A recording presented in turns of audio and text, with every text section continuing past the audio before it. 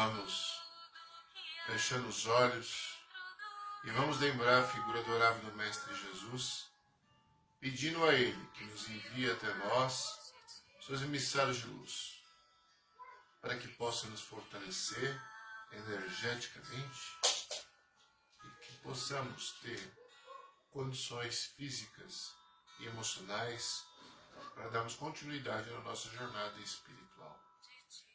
Senhor Jesus, que os nossos inimigos encontrem a paz em vossos corações, assim como nós estamos tentando encontrar a nossa paz. Pedimos, Senhor, por todos os governantes do planeta Terra, que eles possam perceber a necessidade de proteger os mais fracos e necessitados, e que possamos viver em comunhão de paz em todo o planeta Terra, e que sua luz se estenda sobre todos os cantos, todas as coisas, sobre todos os ambientes, principalmente aqueles onde há maior necessidade de iluminação, como os presídios, hospitais, penitenciárias e mais qualquer outro lugar que assim o Senhor desejar. E que possamos estar juntos hoje para termos melhor entendimento e capacidade de resistência às nossas tentações. Oração. Pai nosso que estais nos céus, santificado seja o vosso nome. Venha a nós o vosso reino. Seja feita a vossa vontade, assim na terra como nos céus. O pão nosso de cada dia nos dai hoje. Perdoai as nossas dívidas, assim como nós perdoamos a quem nos esteja devendo. Não nos deixeis cair em tentação, mas livrai-nos de todo mal, que assim seja. Boa noite a todos, que a paz e a luz do Mestre Jesus esteja conosco hoje e sempre.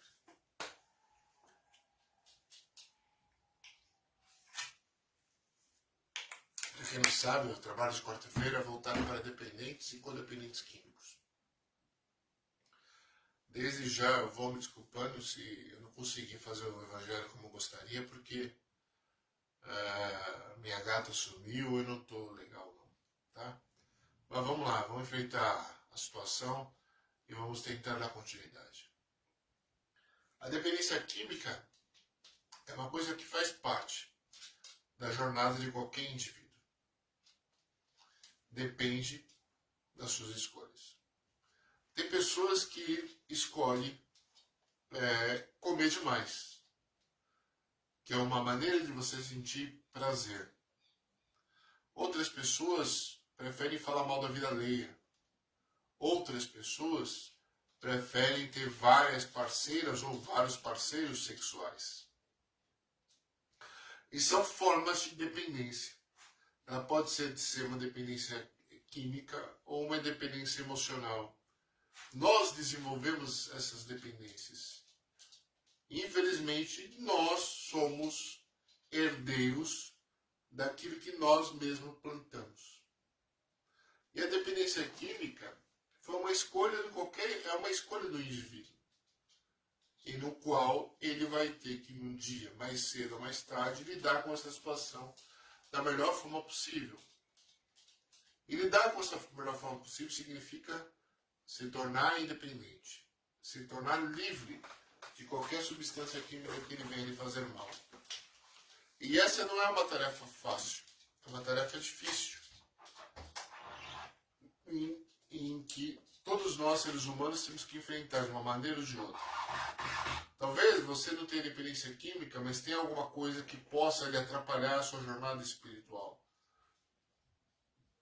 E você vai ter que lidar com essa situação também. O dependente químico é uma coisa um pouco mais grave, porque ele perde o controle da situação. A tal ponto em que ele é capaz de fazer coisas que não faria se ele estivesse com a cara limpa. Tem pessoas que no auge da dependência química, dependendo da droga, qualquer droga, é capaz até de matar para poder consumir a sua substância de predileção. É lógico que aquela pessoa que é viciada em sexo, ela não mata diretamente, né? Mas ela pode matar indiretamente, porque ela é capaz de mentir para poder ter o prazer que lhe chama a atenção. Ele é capaz de passar por cima de amigos, é capaz de passar por cima de familiares, de crianças, sem se preocupar com o retorno daquilo que ele plantou. O dependente químico é a mesma coisa. Ele também é capaz de passar por cima de familiares, ele é capaz de passar por cima de entes queridos.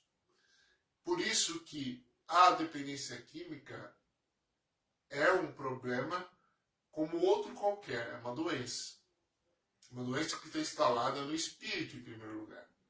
De uma insatisfação, de uma contrariedade de viver num mundo como este. Pode ser. Da mesma forma, aquele que é viciado em sexo, aquele que é viciado em alimentação excessiva, que é viciado em alimentação, também ele procura uma válvula de escape para os seus anseios, para o seu vazio interior, e tenta preencher de alguma forma. E aí nós temos que ficar atento. É por isso que no dependente químico a gente não pode jogar pedra. Porque de uma maneira ou de outra nós temos alguns demônios ou sombras que temos que trabalhar em nossas vidas. Seja a sexolatria, seja a gula, seja a maledicência. São coisas que temos que trabalhar de alguma forma. Aquelas pessoas que são viciadas em poder, são obcecadas por dinheiro, também vão ter que trabalhar todos esses problemas. Às vezes, o espírito do dependente químico, ele pode ser aquele espírito que, por não conseguir se enquadrar nesse mundo, ele procura uma saída equivocada. Sim, procura uma saída. Procura uma compensação. Como muitas vezes nós, seres humanos supostamente normais, fazemos. A gente sempre procura uma compensação para a nossa vida. E aí que está a grande chave da nossa relação com as nossas vidas. É procurar viver em equilíbrio, viver em paz. É difícil, gente, não é fácil. Nesse mundo de provas e expiações, onde o mal prevalece, tem pessoas que são capazes de matar animais por crueldade, pessoas que prendem animais por crueldade, sem se preocupar com o sentimento. As pessoas imaginam que os animais nem sequer têm sentimento.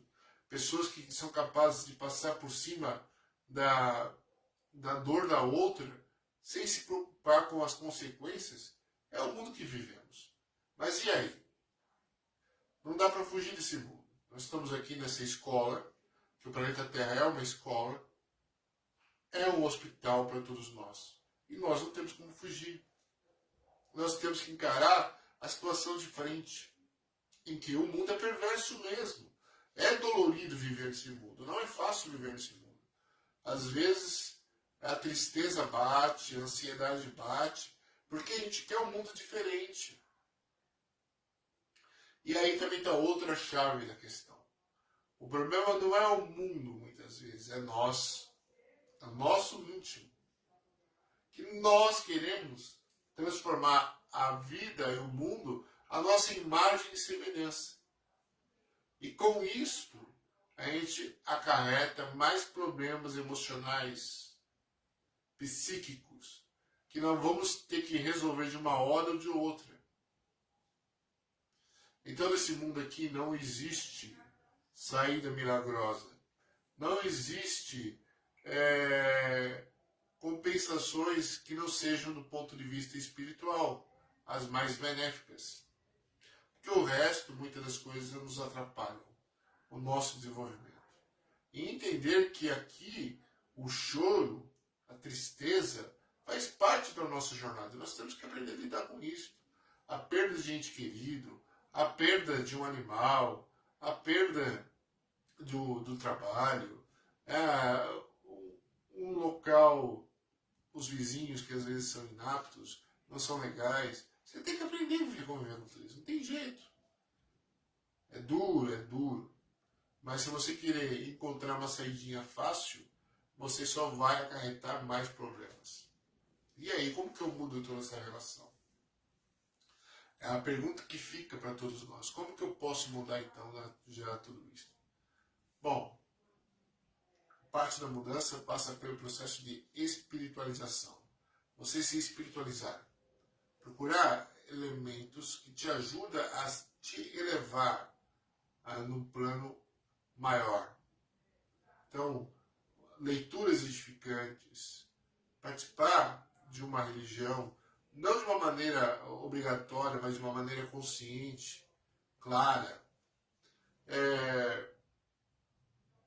Procurar praticar um esporte, fazer alguma coisa que você goste, fora daquele mundo da competição, do mundo do ter em vez do ser.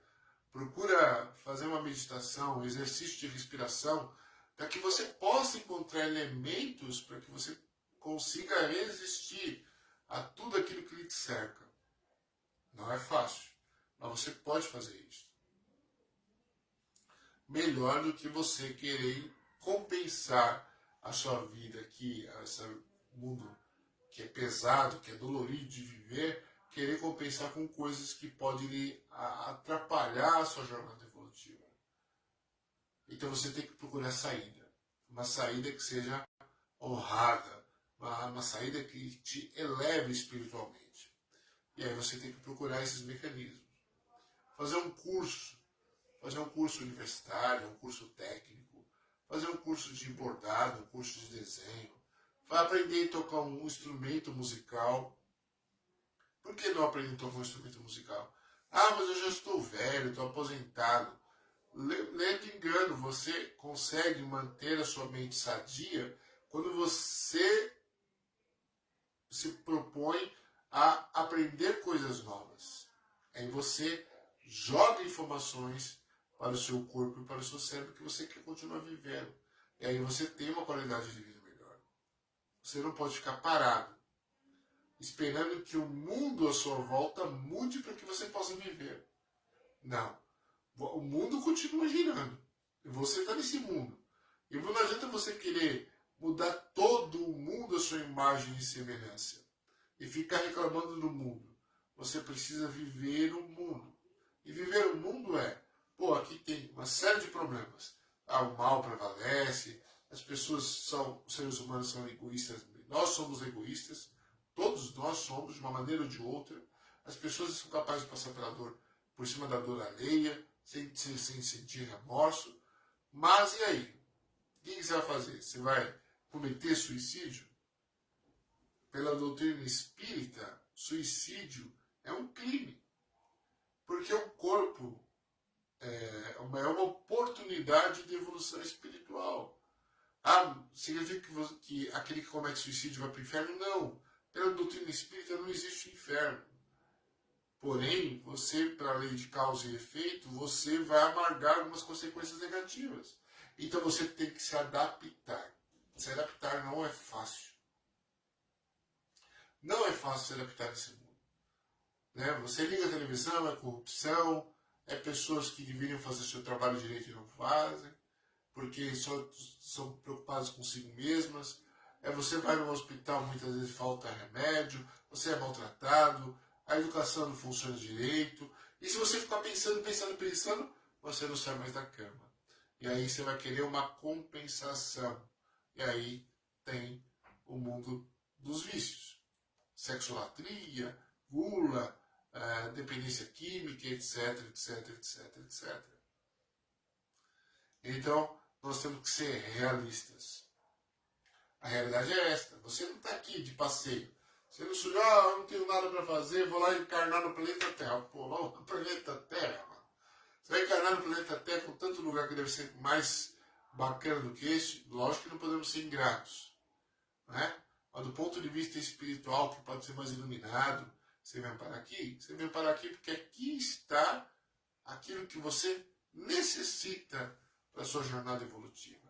E se você está nesse mundo aqui onde o mal prevalece, é porque o seu grau de entendimento, o seu grau digamos, de percepção é o que lhe cabe. É o que lhe cabe. Exatamente para despertar. A dor é um elemento do despertar da consciência. Aí que você tem que aproveitar. A maioria dos nossos irmãos que passam por aqui pelo planeta Terra, que tem a oportunidade de despertar da consciência, exatamente, principalmente através da dor, o que eles fazem? Muitos deixam de lado essa oportunidade. Deixam de lado exatamente porque não teve coragem ou não teve percepção da realidade que eles cerca. E perdem a oportunidade. Nós estamos aqui. Nós estamos tendo essa oportunidade. Então temos que agarrar e aproveitar o mal, que é do mal que se tira o bem. É da chuva que vem o solo forte, é da chuva onde vem a flor mais bela, as árvores mais verdes e o ar mais puro. É do sol que fortalece as árvores, os frutos. Nós precisamos de tudo isso para poder continuar a nossa jornada. E para isso nós temos que ter coragem. Às vezes a coragem enfraquece. E eu falo isso por experiência própria. Às vezes a tristeza entre nossos corações é difícil de retirar. Mas aí você tem uma coisa que é importante. Você tem a doutrina espírita, os ensinamentos de Allan Kardec, os ensinamentos dos espíritos, as psicografias que pode e nos ilumina sempre. Esses são os elementos que nós temos que nos apoiar. Apoio familiar, apoio do amigo de verdade, não amigo do bar, não amigo da farra, mas o amigo que tem coragem de falar a verdade para você. Porque o verdadeiro amigo é aquele que vai apontar para você e vai brigar com você se necessário for. O falso amigo sempre vai estar do seu lado batendo nas suas costas. Você fazendo a coisa certa ou fazendo errado. E às vezes quando você começa a fazer a certa, até mesmo a certa, ele não gosta. Então, esse é o caminho que nós temos que percorrer, apesar de todos os problemas. Peço licença, peço desculpa a todos, porque acabo de vir na perícia médica, minha gata sumiu, e eu preciso procurar ela, que isso também afetando bastante, inclusive espiritualmente. Fica com Deus, gente. Né? Que ele tinha conseguido sair lá embaixo da terra, embaixo do caixão. Né? E aí então ele pediu perdão ao padre José Maria. O padre José Maria, ensandecido com ódio, disse que jamais o perdoaria, que o ódio dele era do tamanho do inferno. E foi para cima dele e os dois começaram a lutar. Entretanto, os dedos das mãos do padre José Maria converteram-se em garras, que passaram a enforcá-lo. Esse era o sentimento que ele tinha de sufocamento. Por isso que ele sentiu o sufocamento. Era esse padre que estava sufocando ele lá, por causa do ódio, sentimento de vingança. Esse padre José Maria, depois que morreu, virou obsessor do padre M. Silva. Virou obsessor. Implacável. E então entraram em luta e o padre M. Silva, o jovem padre, vencido, não é? Embora tendo pedido perdão, mas não foi aceito pelo padre José Maria, que odiava ele, né, por tê-lo matado. Mas nesse momento, esse padre jovem, o M. Silva, caiu de joelhos, lágrimas corriam pela sua face de arrependimento, e ele então pediu socorro aos espíritos superiores. Pediu socorro a Jesus, pediu socorro a Deus. Fez uma prece sentida, clamando o socorro. Nesse momento, esse padre M. Silva foi resgatado por benfeitores espirituais. Mudou de vibração, o padre José Maria não ouvia mais, porque a vibração dele mudou, ele foi resgatado e foi levado para o hospital do plano espiritual, né? Um hospital de um posto avançado. Não foi para uma cidade espiritual, não. Foi para um hospital de um posto avançado, que seria um umbral médio, né? Então, chegando lá, ele ficou um período numa câmara de retificação, né, porque a mente dele estava totalmente desvairada. Ficou um tempo na câmara de retificação e nesse ambiente da câmara de retificação, num posto de socorro, os pensamentos do padre José Maria não conseguiam penetrar, porque cria um campo de energia, né, que ele está na câmara de retificação e é adormecido justamente para não receber os golpes mentais, né, dos obsessores. Aí ele fica protegido, fica adormecido e sendo tratado. Até que ele conseguiu, depois de um certo tempo. Agora chegou de novo. Novamente caiu aqui a internet, hein? Mas vamos lá, vamos ver se eu consigo terminar antes de cair pela terceira vez. Aqui a internet, os vizinhos aqui estão todos reclamando. Inclusive o vizinho aqui mudou de operadora. Tinha o pessoal da Vivo aí, né? Eu estou com a Claro, mas não está muito claro não, né? Ao contrário, né, pessoal? Bom, vamos lá. Travou sim, travou, mas voltou, tá? Aí então, ele foi tratado e tudo. E aí, após ser tratado, tudo direitinho, ele foi levado, né, pelos benfeitores a essa reunião espiritual lá onde o Chico estava, em 20 de outubro de 1955, ele deu esse testemunho. Não é? Mas ele mesmo relata que, ainda durante a própria reunião mediúnica, né, pela qual ele se manifestou pelo Chico, ele diz que a despeito e apesar de ter uma proteção energética ali ao redor do centro, essa proteção que tinha, na realidade, é para impedir invasão de outros espíritos, tudo, então ele não consegue entrar. Entretanto, o pensamento não tem como impedir. Então esse espírito fala que mesmo ali, né, dando o seu testemunho, né, pela psicofonia do Chico, ele ouvia esse espírito, que agora tinha virado o obsessor dele, né, o padre José Maria, ele ouvia o padre gritando: maldito, assassino, você não terá paz para sempre, vou persegui-lo. Assim. Então ele falava que ele ouvia, porque não tem como impedir de ouvir, né, porque é pelo pensamento. Porque a sua vibração abre campo e entra e você ouve. Tá? Aí então, finalizando, esse padre M. Silva, ele diz assim que nós devemos, durante a nossa encarnação, seguir o Evangelho de Jesus, do Cristo, né? E valorizar as lutas pelas quais estamos passando, né? As provas e as aflições também.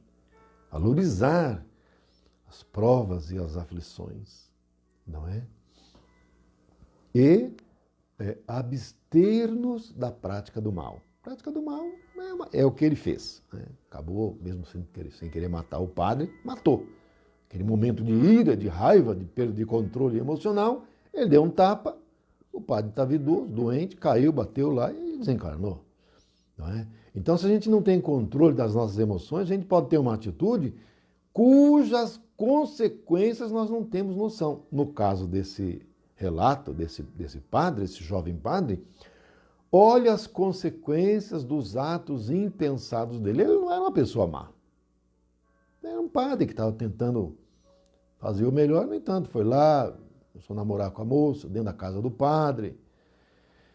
E ali, porque ele foi descoberto, recebeu uma bronca, acabou se descontrolando emocionalmente, deu um tapa no padre e o padre desencarnou. Ele não queria matar, mas acabou acontecendo. E olha as consequências que geraram.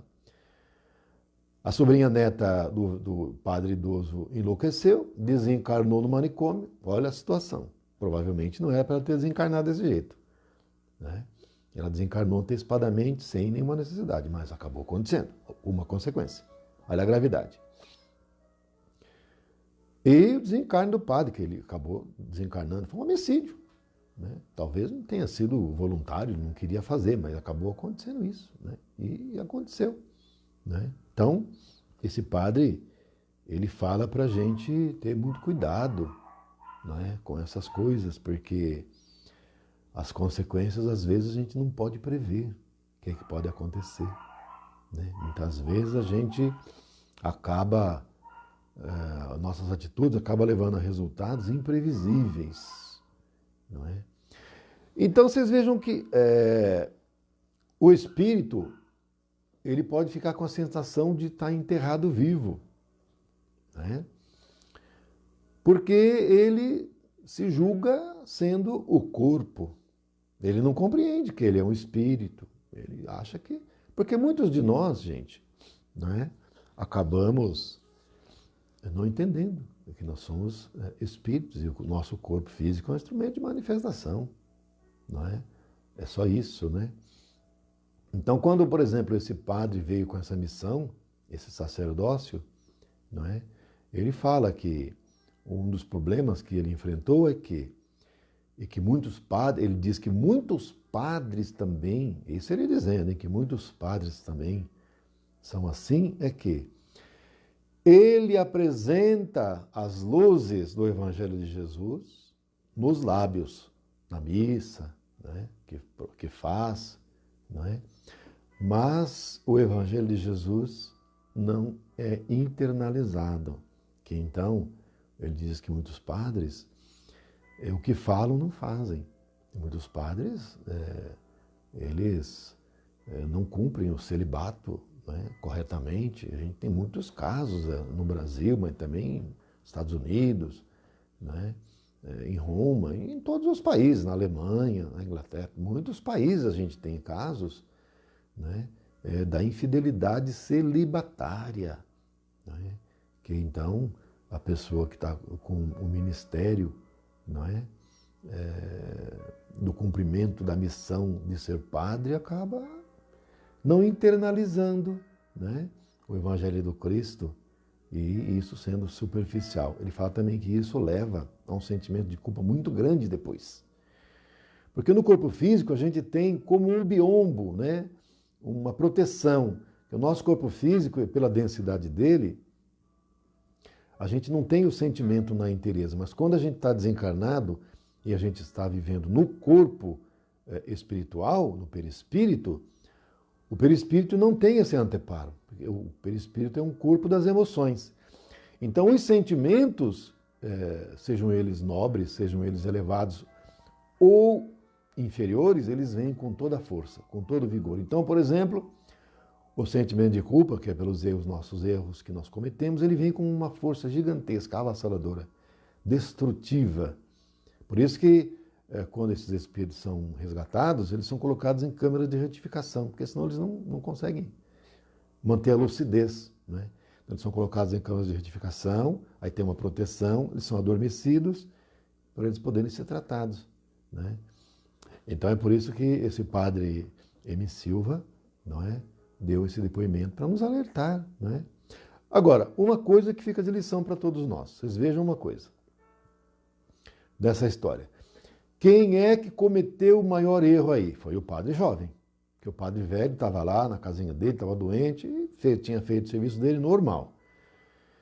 O que aconteceu é que o padre novo começou a namorar com a sobrinha neta do padre velho, e o padre idoso chamou José Maria, né? Chamou a atenção dele, duro, como tinha que fazer mesmo, né? Então até aí o padre idoso não tinha feito nada de mal. O padre jovem é que estava no erro, né? Descumprindo a lei do celibato, namorando com a sobrinha neta do padre José Maria, e ainda praticando homicídio, embora involuntário, contra o padre José Maria. Então quem é que foi o errado? O padre jovem. E o padre José Maria, que era o padre idoso, na verdade era a vítima ali, nesse sentido, certo? Que ele não foi o errado. Contudo, vocês vejam uma coisa, esse padre José Maria deixou que se apossasse de seu coração um sentimento de ódio, de vingança, destrutivo, e passou a alimentar-se desse ódio, de vingança, e passou a obsediar o padre jovem. O padre jovem, embora errado, agora passou a ser obsediado, depois foi resgatado, e já tinha melhorado, já estava num ambiente socorrido pelos mentores, pelos benfeitores, enquanto que o padre que tinha sido a vítima estava lá no umbral ainda, pelo ódio que ele sentia no coração. E esse padre novo já estava programando uma nova encarnação para a sua redenção. Então vocês vejam que muitas vezes A gente vê uma pessoa que é criminosa e tudo, e pensa que nós estamos melhor que ele. De repente, no final de tudo, coloca na balança, ele está na nossa frente. Porque ele vai se redimir muito antes. Como, por exemplo, o caso do próprio Paulo de Tarso. Que depois nós vimos a trajetória dele. E a própria do próprio Judas. Né? Porque o Judas, ele, além de ter delatado o Cristo, e por conta da sua atitude o Cristo foi crucificado, vamos dizer assim, né? Nesse sentido, e o Judas se suicidou voluntariamente. Então vocês vejam que a gente olhando assim de primeiro, fala, mas esse aí está lá para baixo da gente. Contudo, vocês vejam que o Judas depois elevou-se. A última encarnação do Judas foi como Joana d'Arc, gente. Foi a última, depois não reencarnou mais, porque ele ficou em quites com suas dívidas e não precisa mais reencarnar. E nós estamos aqui ainda, reencarnando, muitas expiações e provas. Ele não mais. E numa oportunidade em que o espírito Humberto de Campos, que ele continuou, né, exercendo a profissão, vamos dizer, jornalista do astral, né, repórter do além, ele pediu autorização para entrevistar o Judas, né? E aí então foi autorizado. E aí disseram para ele, o Judas está lá. Voltou lá nos templos lá da Galileia. E ele está lá, você pode ir lá. Ele está lá, você vai encontrar com ele. E viu Judas a uma certa distância, cabisbaixo, triste, caminhando pelas ruas da Galileia, palmilhando aquelas ruas por onde caminhar ao lado do Senhor. E nisso, Humberto de Campos aproximou-se e conversou com ele. E Humberto de Campos perguntou, não é? Como é que foi aquilo? Ele falou assim, não foi bem do jeito que foi escrito nos evangelhos. Né?